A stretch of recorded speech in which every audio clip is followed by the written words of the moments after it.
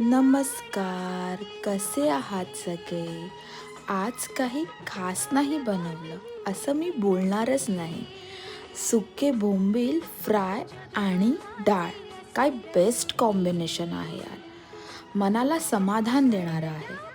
छान असे कुरकुरीत सुके बोंबील आणि डाळ आणि भात. कधी-कधी अशी साधी घरची चवच खूप काही सांगून जाते. सुके बोंबील फ्राय करताना मला पप्पांची खूप आठवण आली. त्यांना भयंकर आवडायचे सुके बोंबील आणि डाळ भात. खूप आवडीने खायचे ते. आठवणी या आठवणीच राहतात आणि त्यांची आठवण तर कायमच राहणार.